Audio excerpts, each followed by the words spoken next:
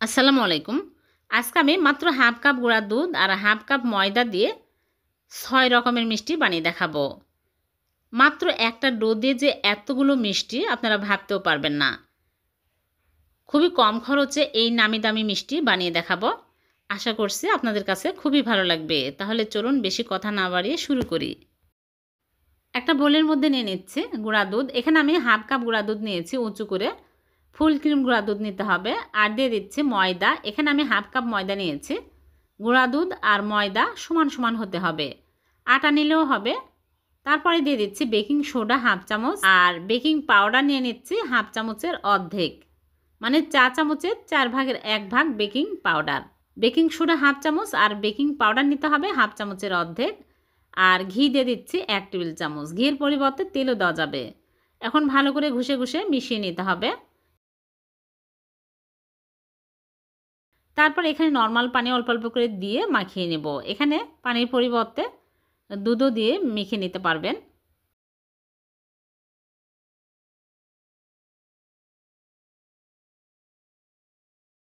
Soft একটা do তৈরি করে নিতে হবে, এইরকম স্টিকি। বেশি শক্ত করা যাবে না, তাহলে মিষ্টি ভালো হবে না। এইরকম হবে, হাতে তেল লাগিয়ে ভালো করে মথে নিতে হবে। তারপরে আমি এইরকম করে নিয়ে মিষ্টির শেপ দিয়ে নিব।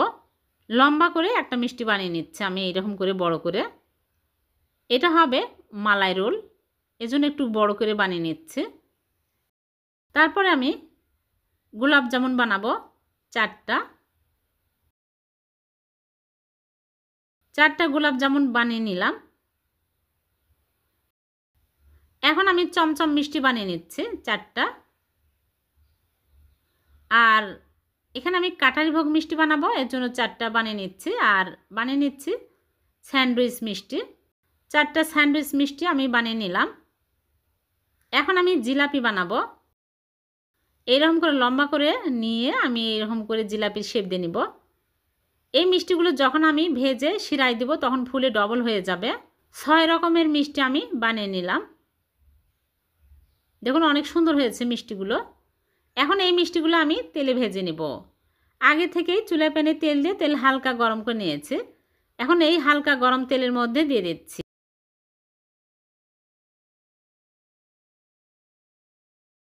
অনবরত উল্টে পাল্টে ভেজে নেব। অনবরত উল্টে পাল্টে দিতে হবে, তাহলে মিষ্টির সব সাইডে সুন্দর কালার আসবে।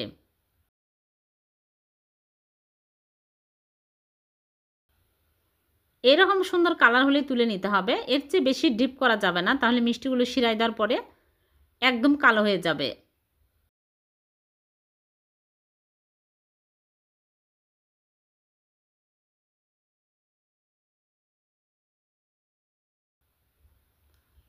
সবগুলো মিষ্টি আমি ভেজে তুলে নিয়েছি। দেখুন মিষ্টিগুলো কত সুন্দর হয়েছে।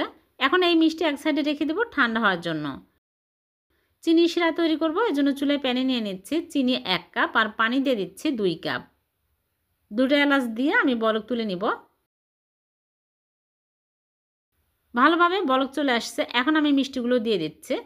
মিষ্টিগুলো কিন্তু এখন ঠান্ডা হয়ে গেছে। গরম মিষ্টি গরম শিরার মধ্যে কখনোই দেওয়া যাবে না, তাহলে মিষ্টিগুলো ভালো হয় না। এখন আমি ঢেকে জাল করব 5 মিনিট। হয়ে গেছে মিষ্টিগুলো। এখন আমি নেড়েচেড়ে চুলা থেকে নামিয়ে নিব।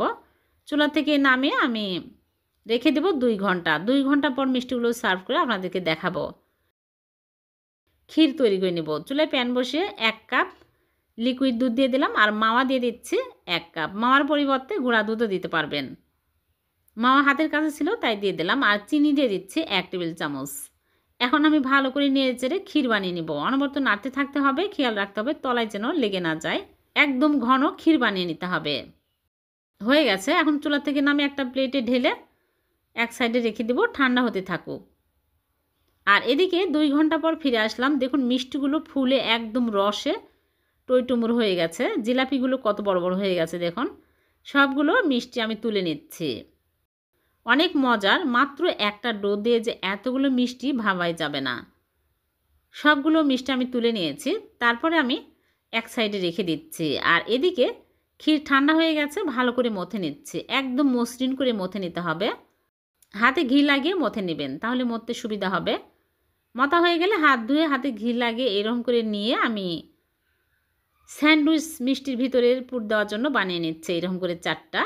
তারপরে আমি স্যান্ডউইচ মিষ্টি একটা করে নিয়ে মাঝখান দিয়ে এরকম করে কেটে নেব। দেখুন কত সুন্দর রসালো, একদম জুসি হয়েছে। মিষ্টিগুলো যে এত মজার হয়েছে। তারপরে ভিতরে একটা করে পুর দিয়ে এরকম করে একটু চাপ দিয়ে নেব।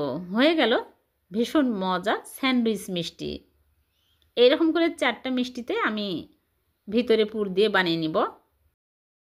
এত পারফেক্ট হয়েছে মিষ্টিগুলো, প্রত্যেকটা মিষ্টি জুসি হয়েছে আর মজার হয়েছে। তারপরে আমি কাঁঠাল ভোগ মিষ্টি বানাবো, এর জন্য এইরকম করে নিয়ে ভিতরে একটা করে দিয়ে মুখটা ভালো করে আটকে গোল করে নিব। এগুলো বানিয়ে আমি নরমাল ফ্রিজে রেখে দেবো। ঠান্ডা হওয়ার পর বের করে কেটে আপনাদেরকে দেখাবো। ঠান্ডা হলে সেট হয়ে যাবে, এখন কাটা যাবে না, নরম আছে। 4টায় আমি এইরকম করে কাঁঠাল ভোগ মিষ্টি বানিয়ে নিলাম।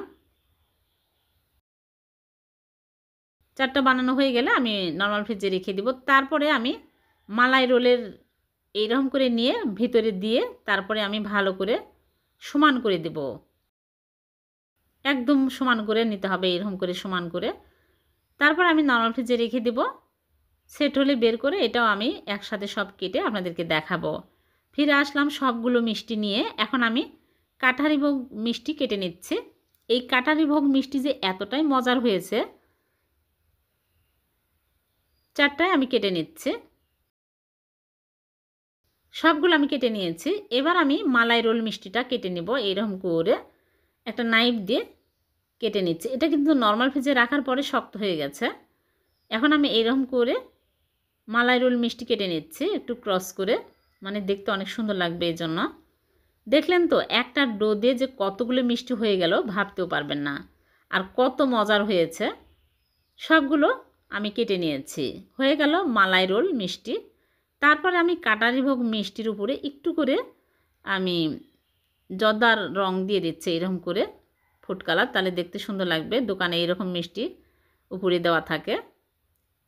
দেখুন কতটা জুসি হয়েছে, প্রত্যেকটা মিষ্টি রসে একদম টইটম্বর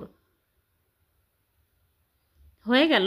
ভীষণ মজার 6 রকমের মিষ্টি। এত কম খরচে একটা ডো দিয়ে যে এতগুলো মিষ্টি হবে আপনারা বাড়িতে না বানালে বুঝতেই পারবেন না।